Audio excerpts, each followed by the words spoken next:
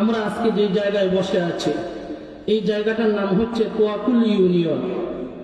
আমরা যদি ইতিহাস তালাশ করি, তোয়াকুল ইউনিয়ন নাম রাখা হলো কেন? তোয়াকুল ইউনিয়নের মধ্যে শাহজালাল ইয়ামানী রাহমাতুল্লাহি আলাইহি 360 আউলিয়া নিয়ে এই সিলেটের মধ্যে আসছিলেন।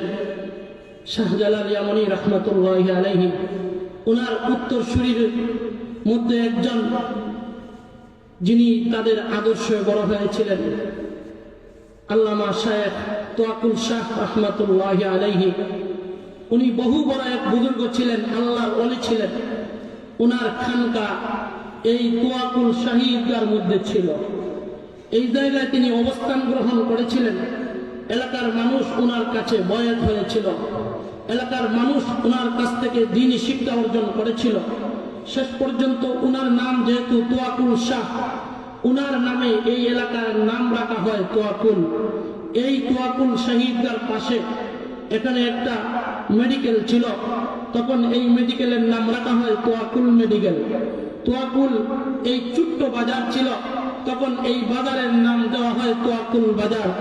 এই এলাকায় যত প্রতিষ্ঠান হয়েছে প্রত্যেকটা প্রতিষ্ঠানের পাশে লাগাইয়া দেওয়া হয় তোয়াকুল উচ্চ বিদ্যালয়, তোয়াকুল মাদ্রাসা। এই জায়গা থেকে ধারাবাহিকভাবে আমাদের তোয়াকুলের এই নাম তোয়াকুল নামকরণ করা হয়। এখন পর্যন্ত আমরা তোয়াকুল হিসাবেই পরিচিত, তোয়াকুল হিসাবেই ডাকি। আমার ভাইরা, এই যে তোয়াকুল শাহ রাহমাতুল্লাহি আলাইহি, উনি এই জায়গার মধ্যে ছিলেন।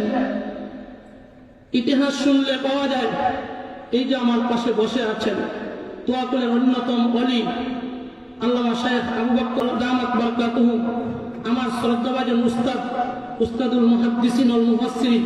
ওনার জবান থেকে আমি ছাত্র জীবনে অসংখ্যবার শুনেছি এই তোয়াকুলের ইতিহাসগুলা, মাদ্রাসার ইতিহাসগুলা, আকাবিরদের ইতিহাসগুলা। হুজুর আমার এক সম্পর্কে নানা, আরেক সম্পর্কে হুজুর আমার উস্তাদ, আর আমাদের সকলের রাহবর, আমাদের মুরব্বী। হুজুর থাকা সত্ত্বেও হুজুর আমাকে অনেকদিন বলেছিলেন তোয়াকুলের ইতিহাসগুলা এমন কেউ বের হয় না যে এগুলা আলোচনা করবে, মানুষ জবান থেকে শুনবে। কিতাব তো লিখেছেন দুইজন ব্যক্তি তোয়াকুলের ইতিহাস নিয়ে, আমাদের লাকি গ্রামের হযরত মাওলানা শায়েখ নজরুল ইসলাম দেওবন্দি হুজুর, তিনি একটা কিতাব লিখেছেন। আরেকটা লিখেছেন শাইখুল হাদিস হযরত মাওলানা নুরুল ইসলাম বলগামী, তিনিও একটা বই লিখেছেন। কিন্তু এই বইগুলোর মধ্যে যা আছে এগুলা তো আওয়াম সমাজ এগুলা শুনবে না, এগুলা পড়ানোর সুযোগ পাবে না। এই জন্য যেহেতু আমরা যদি কোনো একজন আলেম এই ব্যাপারে কিছু কথা বললে হয়তো এলাকার মানুষ শুনলে উপকৃত হইতো। এই জন্য হুজুরের অনেক বড় আশা ছিল আমার মাধ্যমে এইগুলা প্রকাশ করাবেন। কিন্তু দুঃখজনক হলেও সত্য, আমরা ছোট মানুষ, যার কারণে আমাদের দীর্ঘ লম্বা সময় থাকে না, আমরা ইচ্ছা করলেও সময় দিতে পারি না। হুজুর আমাকে এই বছর ওই লাকি গ্রামে একটা দাওয়াতে ছিলাম, হুজুর আমাকে সম্বোধন করে বললেন, আবুল কালাম জাকারিয়া, তোমাকে আমি দাওয়াত করছি, তুমি ওয়াজ মাহফিলে আসবা, তোমাকে কি চিঠি দেওয়া লাগবে? আমি বললাম, জি না হুজুর, আপনি চাইলে তো আমাকে বিক্রি করতে পারেন। যদিও আমার নানা এইদিকে উস্তাদ, চাইলে আপনি আমাকে বিক্রিও করতে পারতেন। যাই হোক, আমাকে টাইম দেওয়া হয়েছিল সকাল 10টার সময় আলোচনা করার জন্য, যাতে একটু লম্বা সময় পাওয়া যায় আর তোয়াকুলের আকাবিরদের ইতিহাসগুলা তুলে ধরা যায়। যেহেতু আমাদের এই তোয়াকুল ইউনিয়নে অসংখ্য উলামায়ে কেরামের শুভাগমন হয়েছে, এই জন্য সবাইকে তো আর সময় দেওয়া যায় না। যাই হোক, এরপরেও আমি একটু ধারাবাহিকভাবে আলোচনা করার চেষ্টা করব, যতজনের পারা যায় আমরা প্রত্যেকের আকাবিরদের জীবনী আলোচনা করার চেষ্টা করব ইনশাআল্লাহ। প্রাথমিক অবস্থায় এই আকাবির কয়েকজনের নাম আপনাদের সামনে উল্লেখ করি। দেখেন, আমাদের এই তোয়াকুলে প্রায় 300 বছর আগে 1796 ঈসাই সনে গোয়েনঘাট উপজেলার তোয়াকুল ইউনিয়নের সুনামধন্য মৌজা লাকি গ্রামে জন্মগ্রহণ করেন আল্লামা শায়েখ নাজিমউদ্দিন রহমতুল্লাহি আলাইহি। এই আল্লামা শায়েখ নাজিমউদ্দিন রহমতুল্লাহি আলাইহি, উনার বাবা ছিলেন মৌলভী আব্দুর রব। উনাকে উর্ফে রবাই মোল্লা বলে ডাকত, রবাই মোল্লা এইভাবে সবাই ডাকত। উনি খুবই দিনদার ছিলেন, মুত্তকি ছিলেন, পরহেজগার ছিলেন, আল্লাহওয়ালা ছিলেন। যদিও টাইটেল দিতে পারেন নাই, কিন্তু উনার মনের বড় আশা ছিল আমার ঔরস থেকে যদি একজন আল্লাহর ওলির আগমন ঘটে। উনি এক পর্যায়ে উনার ছেলে আল্লামা শায়েখ নাজিমুদ্দিন রহমতুল্লাহি আলাইহিকে শৈশবকালেই লেখাপড়ায় দিলেন। বাবার কাছে সর্বপ্রথম লেখাপড়া করেন, তারপর বাংলাদেশের বিভিন্ন জায়গায় লেখাপড়া করে শেষ পর্যন্ত উচ্চশিক্ষা অর্জন করার জন্য দারুল উলুম দেওবন্দে ভর্তি হয়ে যান। দারুল উলুম দেওবন্দে সেখানে চলে গেলেন। সেখানে যাওয়ার পর দীর্ঘ কয়েক বছর লেখাপড়া করলেন। এরপরে তিনি আমাদের এই বাংলাদেশে ফিরে আসলেন। ইতিহাসে পাওয়া যায় অত্র এলাকার মুরব্বীরা, অত্র এলাকার যুবকরা, অত্র এলাকার মুসল্লিরা, মুসলিম তৌহিদি জনতা ওনাকে অভ্যর্থনা আহলান সাহলান মারহাবা বলে বলে ওনাকে এলাকায় বাড়ি পর্যন্ত পৌঁছায় দিয়েছেন। বলেন সুবহানাল্লাহ। এ দুনিয়ার মুসলমান ভাইয়েরা, আল্লামা শায়েখ নাজিমুদ্দিন রহমাতুল্লাহি আলাইহি কেমন বড় বুজুর্গ ছিলেন, এই অত্র বাংলাদেশের বড় একজন সম্পত্তি ছিলেন। হযরত আল্লামা শায়েখ নাজিমুদ্দিন রহমাতুল্লাহি আলাইহি উনার জামানায় কোন বাতিল শক্তি মাথা উঠাইতে পারত না। দেখেন, ওই যে উনি যেই জমানায় আসছিলেন, এই জমানায় আমাদের সমাজে কিছু ফিতনা ছিল। ওই যে আল্লামা শাহ তোয়াকুল শাহ রহমাতুল্লাহি আলাইহি, যিনি ওই শাহিদ গায় এখানে ওনার খানকা ছিল, উনি তো আমাদের এখান থেকে সফর কইরা সাতক চলে গেলেন। শেষ পর্যন্ত এই খানকাকে কেন্দ্র কইরা এই এলাকায় কিছু বন্ডর আবিষ্কার হয়ে গেল, কিছু বেদাতীদের আবিষ্কার হয়েছিল। তখনকার জমানার সেই সমস্ত উলামায়ে কেরাম তাদের প্রতিবাদ গ্রহণ করেছিলেন, একের পর এক প্রতিবাদ করেছিলেন। তখনকার জমানায় সবচেয়ে বেশি ভূমিকা রেখেছিলেন শায়েখ আল্লামা নাজিমুদ্দিন রহমাতুল্লাহি আলাইহি। তখন বন্ডদেরকে এই দেশ থেকে তাড়া দিয়েছিলেন। তখনকার জমানায় ওনার ভূমিকা ছিল, সেই জামানার বড় বড় উলামায়ে কেরামের ভূমিকা ছিল। তবে উল্লেখযোগ্য হিসাবে আল্লামা শায়েখ নাজিমুদ্দিন রহমাতুল্লাহি আলাইহি, ওনার ভূমিকাটাই সেই জামানায় সবচেয়ে বেশি ছিল। আমার ভাইরা, ওনার একটা কেরামতের কথা আপনাদেরকে বলি। উনি মানুষ হিসাবে উঁচা পাঞ্জার মানুষ ছিলেন, উঁচা পাঞ্জার মানুষ ছিলেন, দেখতে অনেক বড় ছিলেন। ইতিহাসে পাওয়া যায় উনি প্রায় 20 হালি রুটি সবজি দিয়ে খেতে পারতেন। বলেন সুবহানাল্লাহ। 20 হালি রুটি মানে 80টা রুটি, 80টা রুটি উনি সবজি দিয়ে খেতে পারতেন। উনি এই শাহিদগার ইমামও ছিলেন, উনি এই শাহিদগার খতিব ছিলেন। বক্তা হিসাবে এই গোয়েনঘাটের মাঝে তিনি পরিচিত ছিলেন, সব জায়গায় বয়ান করতেন।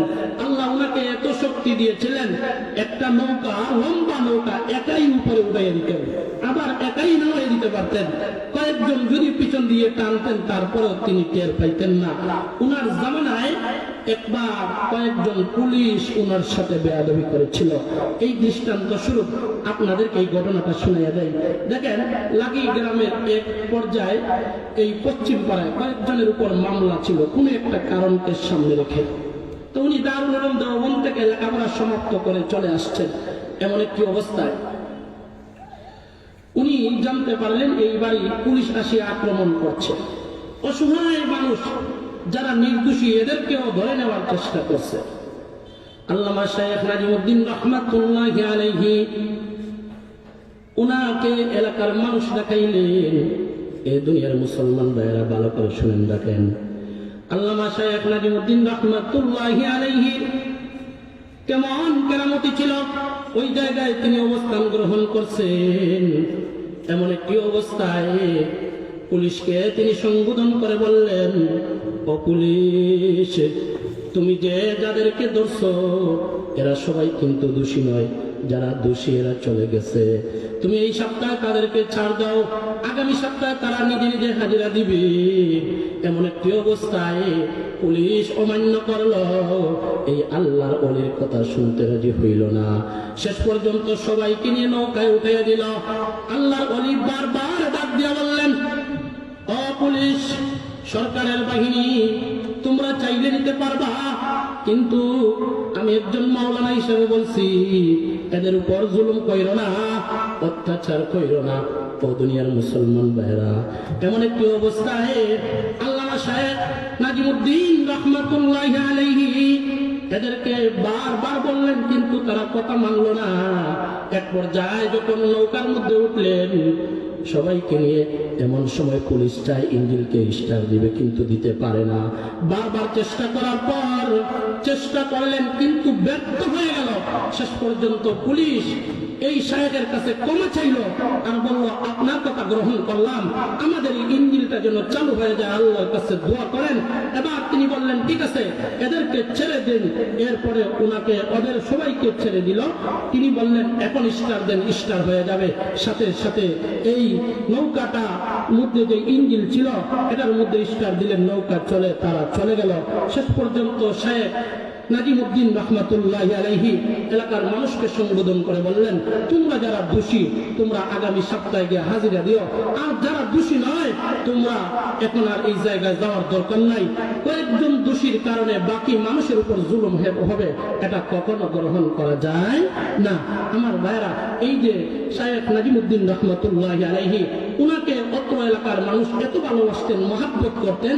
ঈদের দিনে, ঈদের নামাজের পরে এলাকার মানুষরা প্রতিযোগিতা শুরু করত, কার বাড়িতে কে নিবেন। এমন ভাবে তিনি প্রত্যেকের ঘরের দাওয়াত গ্রহণ করতেন, একবার হইলেও যাওয়ার চেষ্টা করতেন। বলেন সুবহানাল্লাহ। আমার ভাইরা, আমাদের এই এলাকায় অসংখ্য অলিয়া উলিয়ার শুভাগমন ঘটেছে। আমি এক নজরে কয়েকজনের নাম উল্লেখ করি, এর পরবর্তীতে ধারাবাহিক আলোচনা করব। দেখেন, আমাদের এই তোয়াকুলে এত বড় বড় অলিয়া উলিয়া আসছিলেন। প্রথমে আমি যার কথা উল্লেখ করেছি, আল্লামা শায়েখ তোয়াকুল শাহ রহমাতুল্লাহি আলাইহি, বড় আল্লাহর ওলি ছিলেন। যদিও ওই এলাকায় থাকেন নাই, কিন্তু এখানে অনেক দিন অবস্থান করেছিলেন। তারপরের যদি ইতিহাস দেখা যায়, আল্লামা শায়েখ নাজিমুদ্দিন রহমাতুল্লাহি আলাইহি, উনি 1796 ইংরেজিতে জন্মগ্রহণ করেন, 1837 ঈসাই সনে তিনি মৃত্যুবরণ করেন।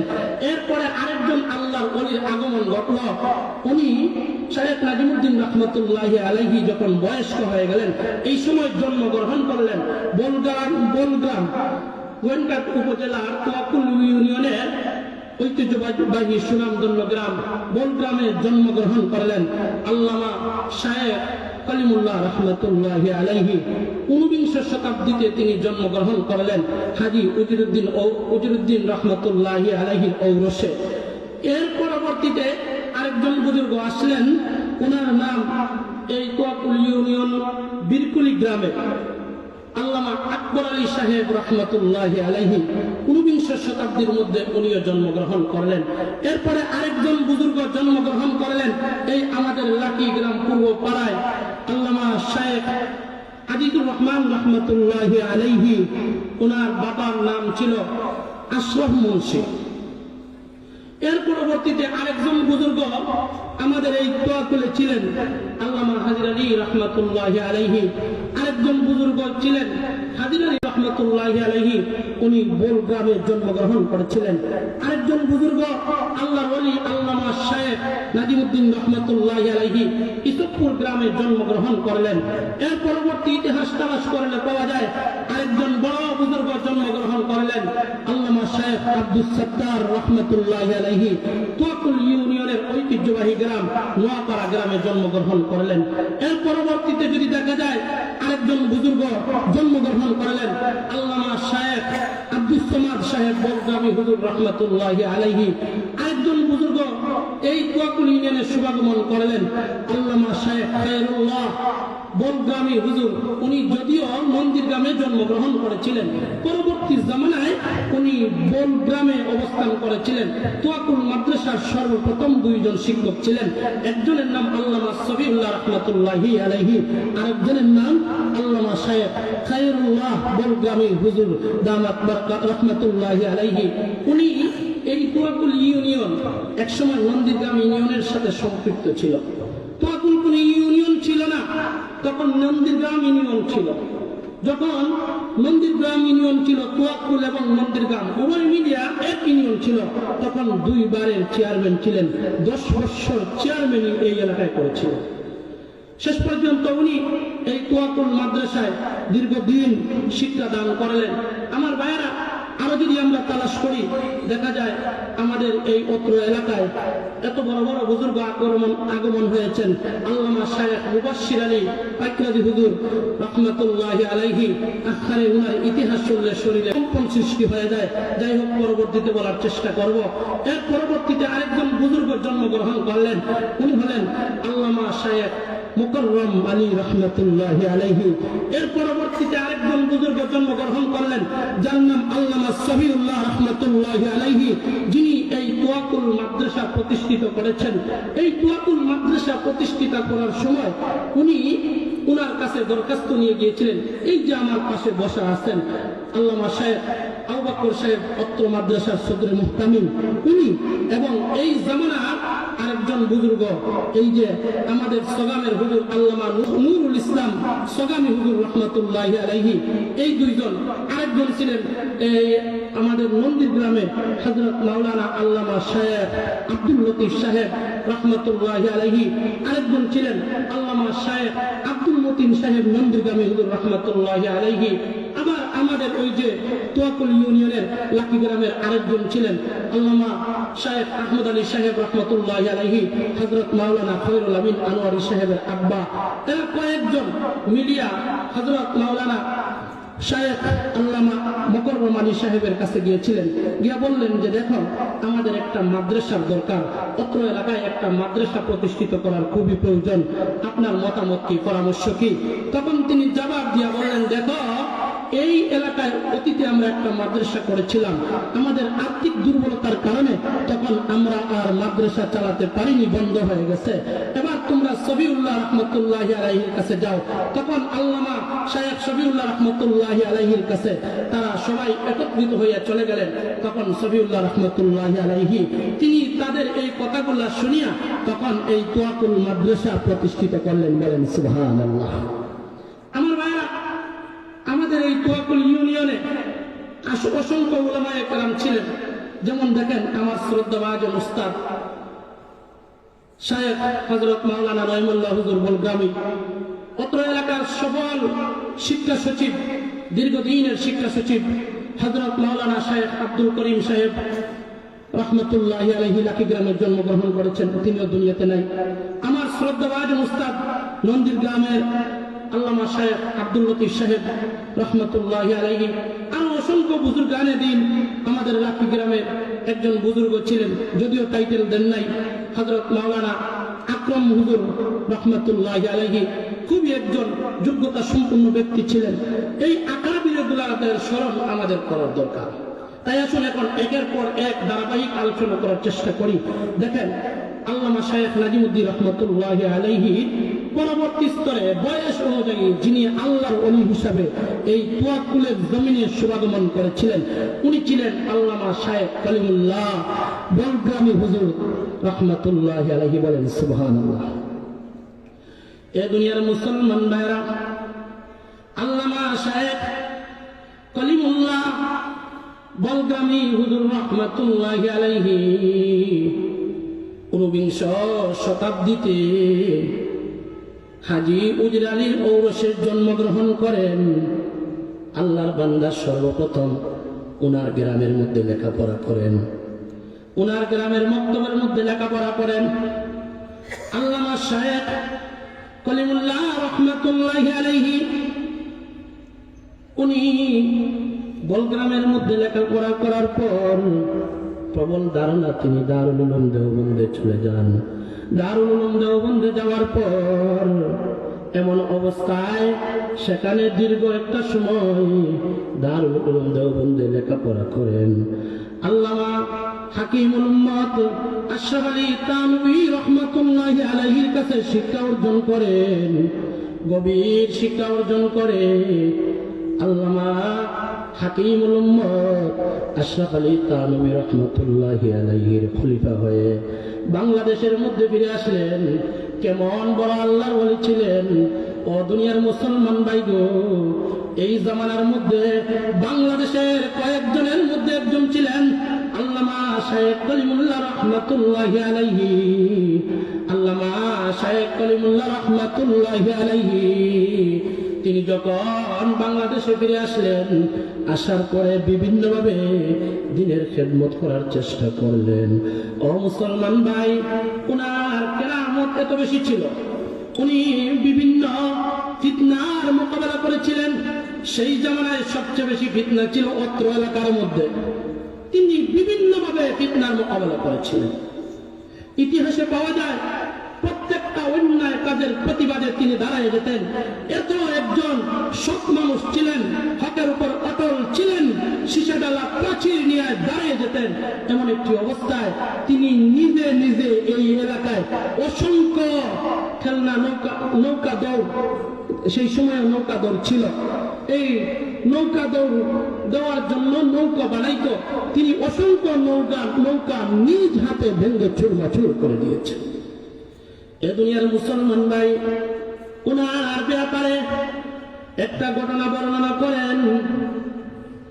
কৌরিয়া মাদ্রাসার শায়েখ, উপমহাদেশের শ্রেষ্ঠ বুজুর্গ, আলিম কুলের শিরোমণি আল্লামা শায়েখ আল্লাহর ওলি আব্দুল করিম শায়েখ কৌরিয়া রহমাতুল্লাহি আলাইহি, তিনি একবার আমাদের এই তোয়াকুলের বার্ষিক জলসার মধ্যে উপস্থিত হয়েছিলেন। এমন সময় তিনি বলেন, তোমাদের এই এলাকায় বন গ্রামে এমন একজন আল্লাহর ওলির শুভাগমন করেছিল, যার সাথে আমার বাবা হযরত মাওলানা শায়েখ আব্বাস আলী রহমাতুল্লাহি আলাইহি বন্ধুত্ব ছিল, দীর্ঘদিনের দুস্তিয়ানা ছিল। আমার বাবার সাথে আমি এই এলাকার মধ্যে এসেছিলাম, ওনার বাড়ির মধ্যে আমি গিয়েছিলাম। আমার বাবার কাছ থেকে আপনাদের এই এলাকার অলিকুল শিরোমণি আল্লামা শায়েখ কলিমুল্লাহ রহমাতুল্লাহি আলাইহি অনেক কেরামত শুনেছি। তিনি একজন সৎ সাহসী লোক ছিলেন, সকল বাতিলের মোকাবেলা করতেন, এমন একজন আল্লাহর ওলি ছিলেন। তার একটা দৃষ্টান্ত তিনি দেন। আমার আব্বা বর্ণনা করেছেন, এই যে সিলেট আম্বরখানার পাশে মজমদারি একটা এলাকা আছে, এই এলাকার মজমদার সাহেব একজন বড় লোক ছিল। তিনি বাংলাদেশের শীর্ষস্থানীয় উলামায়ে কেরামকে দাওয়াত দিলেন ওনার বাড়ির মধ্যে যাওয়ার জন্য। এক পর্যায়ে তিনি দাওয়াত গ্রহণ করলেন। এবার যেই দিন দাওয়াত, ঠিক টাইমে তিনি গিয়ে উপস্থিত হয়ে গেলেন। ঠিক টাইমে উপস্থিত হয়েছেন। দেখেন এখানে একটা মাসআলা, ওয়াইদা ওয়াদা আখলাফা, ওয়াদা করে ভঙ্গ করা, এটা হচ্ছে মুনাফিকি। আমাদের উলামায়ে কেরাম সচেতন হওয়ার দরকার, আমাদের সমাজ সচেতন হওয়ার দরকার। রাসূলুল্লাহ সাল্লাল্লাহু আলাইহি ওয়াসাল্লামের হাদিস, আন আবি হুরায়রা রাদিয়াল্লাহু তাআলা আনহু আন্না রাসূলুল্লাহ সাল্লাল্লাহু আলাইহি ওয়াসাল্লাম ইযা হাদাসা কাযাবা, আয়াতুল মুনাফিকিনা ইযা হাদাসা কাযাবা ওয়া ইযা আতুমিনা খানা ওয়া ইযা ওয়া'আদা আখলাফা। মুনাফিকের লক্ষণ হলো তিনটা। এক নম্বর, কথায় কথায় মিথ্যা কথা বলবে। দুই নম্বর, আমানতের খেয়ানত করবে। তিন নম্বর, ওয়াদা করলে ওয়াদা ভঙ্গ করবে। এই জন্য দেখেন, সেই জামানার সিংহ পুরুষ, সেই জামানার আল্লাহর ওলি, তিনি পায়ে হেঁটে সেই জামানায় মজুমদার সাহেবের বাড়িতে চলে গেছেন ঠিক টাইমে পৌঁছার জন্য, যাতে ওয়াদা ভঙ্গ করা যাবে না, ওয়াদা রক্ষা করতে হবে। এবার যখন ঠিক টাইমে উপস্থিত হয়েছেন, এমন সময় এবার তিনি দেখেন তাকায়া মজুমদার সাহেব একটা চেয়ারের মধ্যে বসে আছে, আর উলামায়ে কেরাম নিচে বসে আছেন। আর তিনি ফুর্তি আমোদ করতেছেন, উলামায়ে কেরামের সাথে কথাবার্তা বলতেছেন। এমন অবস্থা থেকে তিনি রাগান্বিত হয়ে গেলেন, ওনাকে সালামও দিলেন না, ওনাকে সালাম দেন নাই। সম্বোধন করে বলেন, মজুমদার সাহেব, আমার পেট, আমার খাওয়া লাগবে না, আমার খাওয়া হয়ে গেছে, পেট ভরপুর হয়ে গেছে, আমি চলে যাচ্ছি। মজুমদার সাহেব লাফি মেরে দাঁড়ায়া জড়াইয়া ধরে বলল, আসুন বাসার ভিতরে চলে যাই। বাসার মধ্যে নিয়ে গেলেন। সেখানে যাওয়ার পরে ওনার ঘরের মধ্যে একটা রুমে বসাইলেন, আর বসাইয়া বললেন, সাহেব আপনি আসলেন, সালামও দেন নাই, আবার বসেনও নাই, রাগান্বিত হয়ে চলে যাচ্ছেন, বিষয়টা কি আমাকে একটু খুলে বলবেন না? খাওয়া দাওয়া তো করেন নাই, বলতেছেন পেট ভরপুর হয়ে গেছে, বিষয়টা কি? এমন সময় শায়েখ কলিমুল্লাহ রাহমাতুল্লাহি আলাইহি সম্বোধন করে বলেন, আকরিমুল উলামা ফাইন্নাহুম ওয়ারাসাতুল আম্বিয়া। উলামায়ে কেরাম নবীর ওয়ারিস, তাকে সম্মান করতে হবে। আপনি এই জায়গায় চেয়ারের মধ্যে বসে আছেন আর উলামায়ে কেরামকে নিচে বসাইয়া কথা বলতেছেন, কেমনে এটা হয়? এটা তো কখনো মানানো যায় না, কখনো মাননশীল নয়। এমন একটি অবস্থায় তিনি সম্বোধন করে বললেন, দেখো তোমার যে আমি সালামের জবাব দেই না, এর একটা কারণ হয়েছে। সালামের জবাব না দেওয়ার কারণ হলো তুমি উলামায়ে কেরামের সাথে চরম পর্যায়ের বেয়াদবি করতেছ। এই যে উলামায়ে কেরাম আকাবিররা আছে, উলামায়ে কেরামরা আছে, এরা নবীর ওয়ারিস, এদের তোমার তুতা এদের পায়ের মুড়ার সমান নয়। বলেন সুবহানাল্লাহ। কত কঠিন কথা বলেছেন। এমন সময় মুজামদার সাহেব চকুর পানি টপটপ করে ছাড়ে আর ডাক দিয়া বলে, সাহেব আমি ভুল করেছি। হুজুরদের কাছে ক্ষমা চায়। শেষ পর্যন্ত উনার কাছে ক্ষমা চাইল। ক্ষমা চাওয়ার পরে এবার আল্লামা শায়েখ কলিমুল্লাহ রাহমাতুল্লাহি আলাইহি ওনাকে সম্বোধন করে বললেন, তোমার তুতার মধ্যে দাড়ি নাই, এবার একটা কাজ করেন, তুমি দাড়িটা রাখবা, এটা ওয়াদাবদ্ধ হও। এবার তিনি ওয়াদা করলেন যে আর আমি কোনোদিন দাড়ি ছাঁটাই করব না, আমি দাড়ি রাখবো। বলেন সুবহানাল্লাহ। এই দেখেন কত বড় কেরামত। মুসলমান ভাইরা, কত প্রতিবাদ ছিল। এবার ওনার ব্যাপারে আরো কিছু ঘটনা পাওয়া যায়। উনি একদিন ঘরের ভিতরে কোনো খাবার নাই, এমন একটা পরিস্থিতি। এবার ওনার স্ত্রী ডাক দিয়া বলে, কি খাবারের জন্য ব্যবস্থা করব? উনি সম্বোধন করে বলেন, এক কাজ করো, তুমি ডেক বসাও, তুমি ডেক একটা জায়গার মধ্যে চুলার মধ্যে বসাইয়া দাও, চুলার মধ্যে বসাইয়া দাও। এমন একটি অবস্থায় একটা ডেক চুলার মধ্যে বসানো হলো। এমন একটি অবস্থায় এবার জাল দিতেছে, পানি জাল দিতেছে। এমন সময় ওনার কাছে কিছুক্ষণ রাখেন, পরে কথা বলতেছে। কিছুক্ষণ পরে দেখা যায় কে যেন মাঝের গাঁও থেকে 8 কেজি বিরুন চাল এবং 4 পার্লি দান একটা মুরগ নিয়ে হাজির হয়ে গেছে। কয়েকজন মানুষ ওনার কাছ থেকে দোয়া নেওয়ার জন্য। বলেন সুবহানাল্লাহ। দেখেন কেমন বড় আল্লাহর ওলি ছিলেন। এ দুনিয়ার মুসলমান ভাইরা, কেমন প্রতিবাদী কণ্ঠ ছিল, কেমন প্রতিবাদ ছিলেন, কেমন প্রতিবাদী তিনি প্রতিবাদ করতেন, কেমন এই সিলেটের জন্য, পুরাতনবাসীর জন্য কত বড় সম্ভব ছিলেন তিনি। দেখেন এত প্রতিবাদ করেছিলেন। জানতে পারলেন এক পর্যায়ে বিন্নাখান্দির মানুষ একটা নৌকা বানাইছে, নৌকা দৌড় করবে, এই খেলাধুলা করবে। এই কথা শোনার পর হযরত মাওলানা জহুরুদ্দিন সাহেব পাইকরাজি হুজুর এই ঘটনাটা বর্ণনা করেছেন। উনি বলেন, যখন শুনলেন আল্লামা শায়েখ কলিমুল্লাহ রাহমাতুল্লাহি আলাইহি এই গোয়েন্দাটের বিন্নাখান্দির মধ্যে একটা খেলনা নৌকা দৌড় তারা বানায় রাখছে, তিনি ঘর থেকে সোজা বের হয়ে যায়, একা চলে গেলেন। সেখানে যাওয়ার পর এই নৌকার মধ্যে উইটা এবার আরেকজনের কাছ থেকে একটা কুড়াল সংগ্রহ করে নিয়ে আসলেন। একা এই নৌকাকে ভেঙ্গে চুরমাচুর করে দিলেন। শেষ পর্যন্ত এই এলাকার কোন যুবক সাহস পায় না ওনার কাছে আসবেন। আমার ভাইয়েরা দেখেন উনি কত বড় সাহসী একজন লোক ছিলেন। শেষ পর্যন্ত আরেকটা ঘটনা ওনার স্মরণ করে দেই। উনি এই এলাকার মধ্যে হাঁটার সময় ওনার লাঠি ছিল হাতের মধ্যে। যেখানে মহিলা দেখতেন বেপরদা, তাদের দিকে লাঠি বাড়াইয়া ধমক দিতেন। দেখেন সেই জামানার বুজুর্গ কেমন ছিলেন। ওনার চেহারার দিকে তাকানোর পরে মহিলারা বড় ভয় পাইত, দৌড়াদৌড়ি করত। ওই এলাকায় বেপরদা চলার কোনো সুযোগ থাকতো না। আর আজকে তো আমাদের সমাজের মধ্যে, আমাদের বাজারের মধ্যে যেই দোকানে মহিলারা বেশি আসতে পারে, ওই দোকানের ব্যবসা সবচেয়ে ভালো। কথা বলেন ঠিক কিনা? এখন অবস্থা এমন হয়ে গেছে, হক কথা বললে তিত্তা লাগবেই বাস্তব।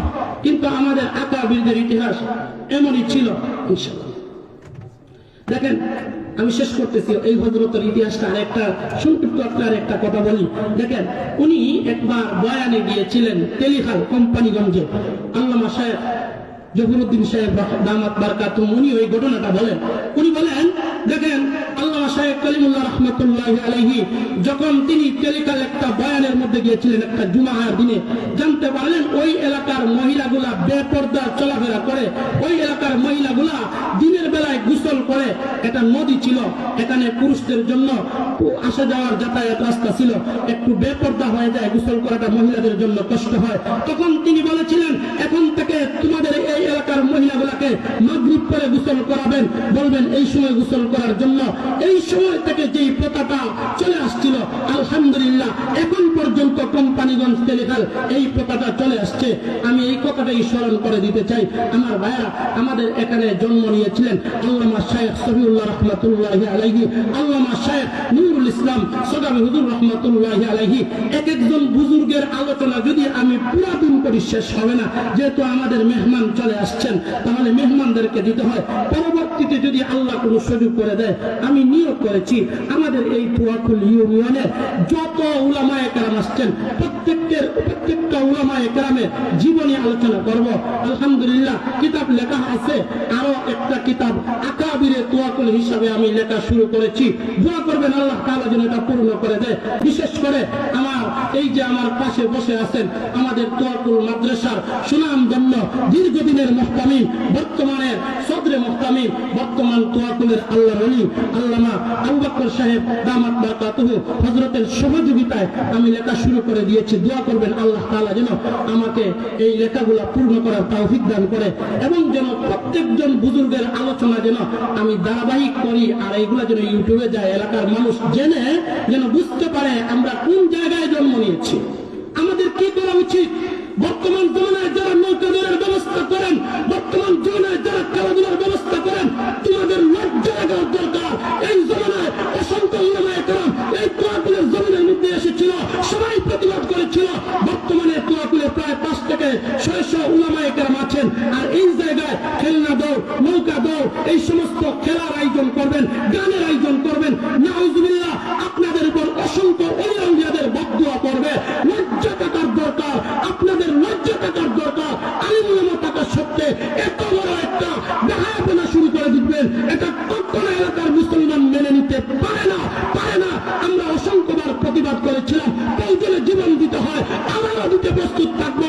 আমাদের সাহেবরা এখনো জীবিত আছেন, অত্র এলাকা নয়, পুরো দেশের মধ্যে এই সন্তানগুলো প্রতিবাদ করে যাবে ইনশাআল্লাহ। দোয়া করবেন আল্লাহ তাআলা যেন আমাদের এই আলোচনাগুলোকে কবুল করেন। এই এলাকা থেকে যেন আল্লাহ তাআলা অসংখ্য ওলিয়া উলিয়ার আগমন ঘটাইয়া দেয়। আল্লাহ তাআলা আমাদের এই আলোচনাকে কবুল করুক। ওয়া আখিরু দাওয়ানা আলহামদুলিল্লাহি রাব্বিল আলামিন। আসসালামু আলাইকুম ওয়া রাহমাতুল্লাহ।